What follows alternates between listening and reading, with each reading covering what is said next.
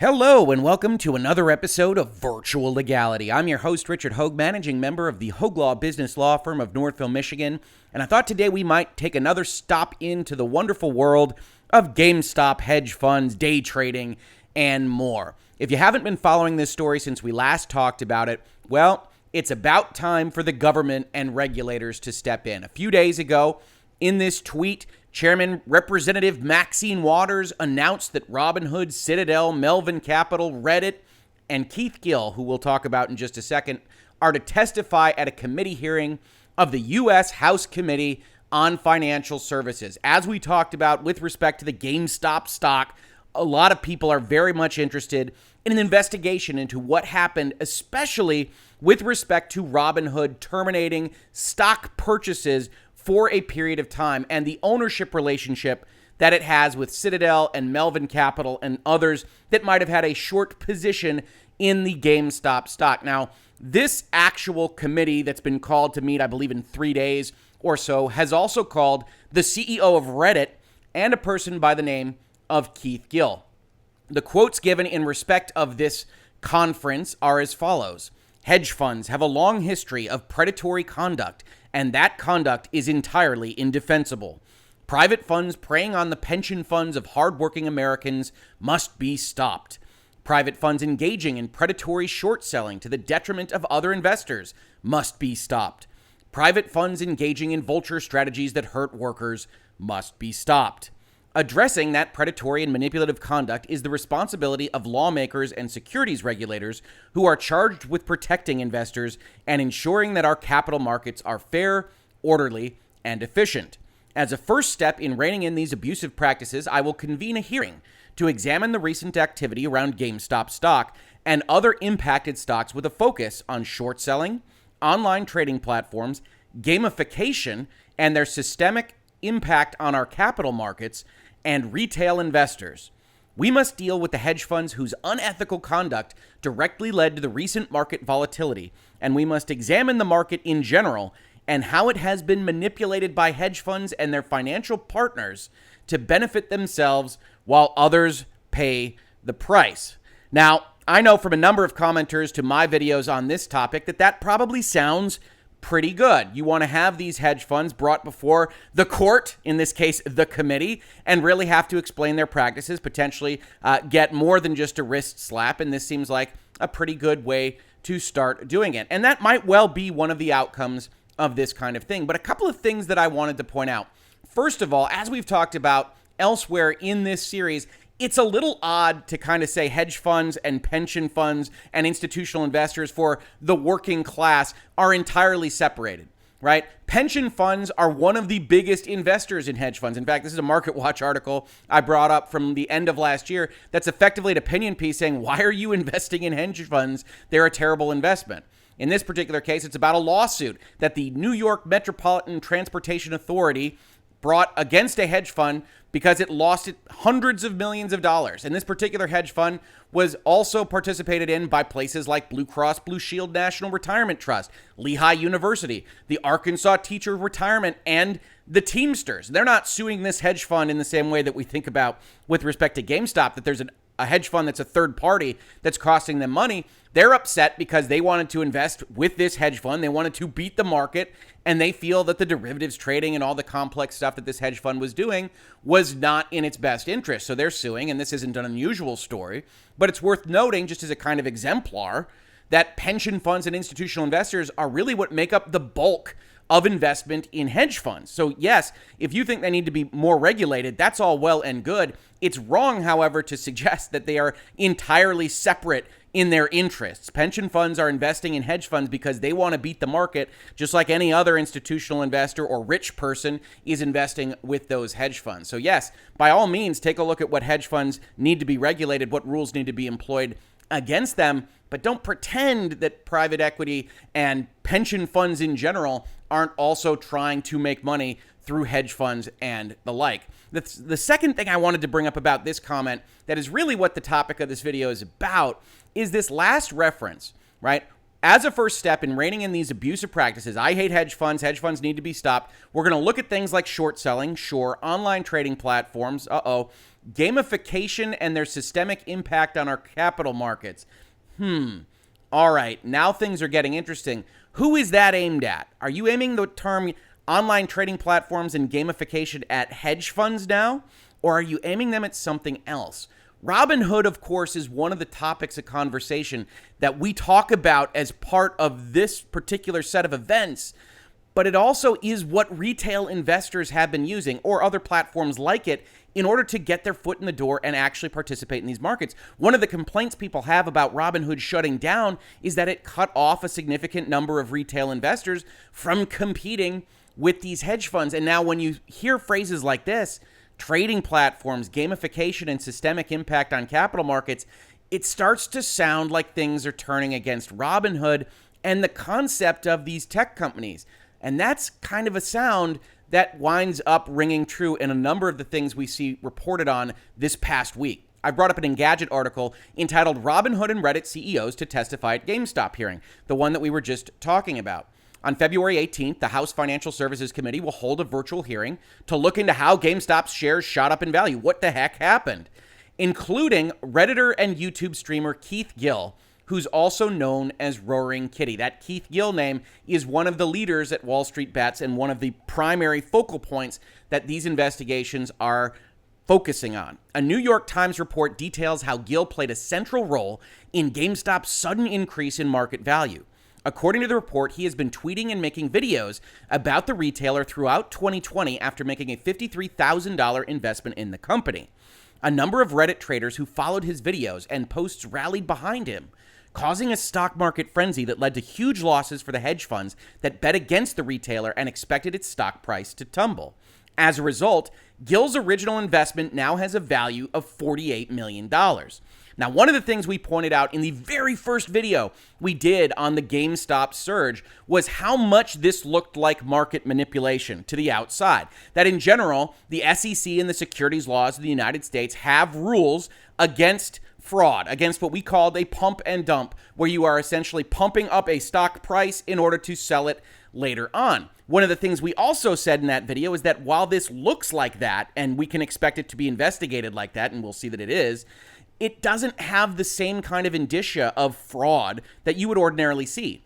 The pump and dump rules say don't lie about a stock, don't lie about your position, what you own in the stock. Just talk like a normal person and you'll be fine. And in this case, Reddit and WallStreetBets and Roaring Kitty, Keith Gill, went out there and said, hey, we've got a financial play to make here. They're overly shorted in this stock. Let's just hit them, and they're not going to be able to buy back enough of the stock in order to cover their short positions, a so-called short squeeze. In this particular case, however, it was so effective that a lot of people are interested in looking at it, including, but not limited to, the Massachusetts regulators who have subpoenaed Roaring Kitty in order to testify in front of them. One of the things that happened here is that he lost his job. He said, hey, I didn't actually disclose that I was doing these things outside the business. His job said they didn't tell me that he was doing these kinds of things. The firm told regulators that he gave his notice on January 21st and his last day was January 28th. Maybe he doesn't need his job if his stock is still worth $48 million. But when you take a stock like that, you invest that money, you go and talk about it at length, there are going to be a lot of people interested. And it's not just the hedge funds, but the regulators that are going to look at this and say, is something hinky here? Is something wrong that we need to cover either now in a direct action against Roaring Kitty or with future regulation? This kind of story, Massachusetts securities regulators have issued a subpoena seeking the testimony of this particular YouTube streamer as part of a review of his registration as a registered broker, is not going to be the end of any of this. So when we look at these kinds of stories, when we see, okay, the traders involved used the commission-free app Robinhood, but Robinhood was hit with a class action lawsuit accusing it of depriving its customers of the ability to use its service in an effort to manipulate the market for the benefit of people in financial intuitions, which was quoted exactly as we talked about it in our video on the lawsuit, where we found it pretty significantly wanting. You are going to have these kinds of not necessarily terribly focused, well-directed actions against everybody involved.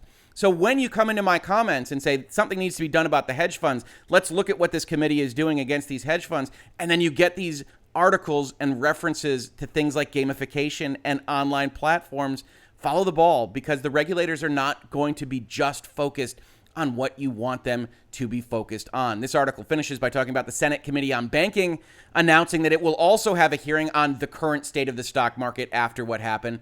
But perhaps more importantly, the feds are getting much more directly involved. This is an article from Wall Street Journal just a couple days ago. GameStop mania is focus of federal probes into possible manipulation, sure by the hedge funds, but not just them. Federal prosecutors are investigating whether market manipulation or other types of criminal misconduct fueled the rapid rise last month in prices of stocks such as GameStop Corp. The Justice Department's fraud section and the San Francisco U.S. Attorney's Office have sought information about the activity from brokers and social media companies that were hubs for the trading frenzy. Prosecutors have subpoenaed information from brokers such as Robinhood Markets, the popular online brokerage that many individual investors use to trade GameStop and other shares. In addition to the probe by the Justice Department, the Commodity Futures Trading Commission is examining similar trading. The CFTC has opened a preliminary investigation into whether misconduct occurred as traders, including those coordinating on Reddit, targeted silver futures in the largest exchange-traded fund tied to silver, one of the people said. And the Wall Street Journal had already reported that the Securities and Exchange Commission is reviewing the trading frenzy as well. These are not just focused on hedge funds. They're not just focused on Robinhood. They're focused on Reddit. They're focused on Roaring Kitty. They're focused on Wall Street Bets. And in the light of that kind of thing, one thing that you should do is look at the articles that are going to be coming out both now and in the future about what happened during this GameStop situation. You've got articles at Business Insider entitled, "I was addicted to Robinhood and Wall Street Bets. I spiraled out of control, wiped out my $70,000 in savings, and contemplated suicide. Here's my message to Robinhood and new investors." Or here on CBS, "Alex Kearns died thinking he owed hundreds of thousands for stock market losses on Robinhood. His parents have sued over his suicide." This is the direction that this is likely to go, an examination of whether or not retail investors need to be protected from themselves on apps like Robinhood. Sure, Robinhood itself and apps like it are in a significant amount of danger, but those of you that like to invest through those apps, that think that retail trading is a good thing and a good check on the inconsistencies of things like hedge funds, as I do, should be following this story very closely, because as we talked about in an earlier video, which was also thumbnailed as GameStop, but this time with a question mark, we mentioned that the SEC views itself as a cop, views itself as needing to protect retail investors from themselves in certain key respects. This is a speech I brought up in that video, protecting the retail investor. At the Securities and Exchange Commission, we have a three-part mission: to protect investors, to ensure fair and efficient markets, and to facilitate capital formation. How do they do this? One of the ways is they protect through education. Our policy divisions at the SEC work closely with OIEA to issue investor alerts and bulletins that provide educational tools to help investors understand risks associated with investing and avoid becoming victims of investment frauds and scams. One of the likely things that's going to happen in this particular respect is that the SEC is going to look at this and say there were a number of people that weren't properly educated. You've got the suicide stories. You've got the contemplating suicide stories. You've got the lawsuits. You've got certain facts that people will have lost money if they invested in GameStop when it was in that peak area for that entire week, and now it's fallen back to earth, which anybody could have predicted, but still folks are going to get burned. We also note that they say that they need to be that cop on the beat, investor protection through enforcement, in order for retail investors to feel comfortable participating in the markets. They need to know that there is a strong and focused cop on the beat. This is what the SEC views its role as. And how is one of the ways in which they protect retail investors? Well, through rulemaking. And we see here at the bottom that they continue to be concerned, and this is actually years ago now, 7 years ago, I believe, with technology. We are, for example, closely focused on the dramatic changes in the equity markets in recent years and whether the high-speed technology-driven systems of today are serving retail investors well.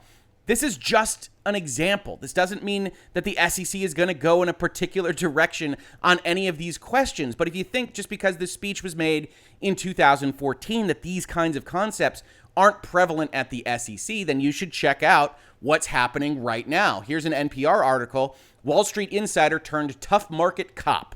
Biden's pick to head SEC, and is going through the confirmation process right now, and you can get a couple of quotes from him. One of the things that he says is that the worst financial crisis in 80 years, here talking about 2008's financial crisis, demands the most comprehensive regulatory reform in generations. This is a heavy-handed regulator that wants to come in and do what? Well, those who know Gensler say he's not a crusader who hates financial firms. He just believes that they need up-to-date guardrails and rules, and that those need to be enforced. As Gensler likes to say, markets work best when there's a cop on the beat. So pay attention to these stories. Pay attention to what comes out about Robinhood addiction and these online platforms. Pay attention when Maxine Waters says, we're going to talk about online trading platforms, how they impact capital markets and formation, gamification, which is one part of the Robinhood story. There are articles after articles, and I just wanted to not talk about this for 35 minutes with you all, that talk about, well, the Robinhood app is using certain gamification concepts to keep people addicted, much like the conversation about loot boxes and video games. That's going to be a part of this discussion as well. It's going to be a part of the discussion that there was a Reddit user that maybe wasn't following his own regulations in the state of his origin, and maybe he's going to get in trouble, as you would expect when lots of people make lots of money. A lot of eyeballs focus on them. So you should focus as well. Pay attention to these stories, because if my experience means anything, it's that regulation is going to happen, some of which you are going to like, and a lot of which you are not. As Leonard French said on January 29th, talking about an article that was put out about the SEC regulating, SEC's reviewing the volatility amid GameStop frenzy, vows to protect retail investors. And one of the things I said in response to that particular tweet is, if my experience is anything to go by, retail investors may not like it when the SEC comes in to help. So follow these stories. GameStop is going to be a continuing story of interest in 2021. I'll definitely check in and see what they talk about on the 18th. That may or may not be another video. But what's important to take away from this video is that the regulators are in fact coming, as we knew they would, and they are unlikely to be as laser focused on whatever you might be interested in them focusing on, and are much more likely to hit broad swaths of the market and potentially put Robinhood and retail investment apps in their entirety at risk.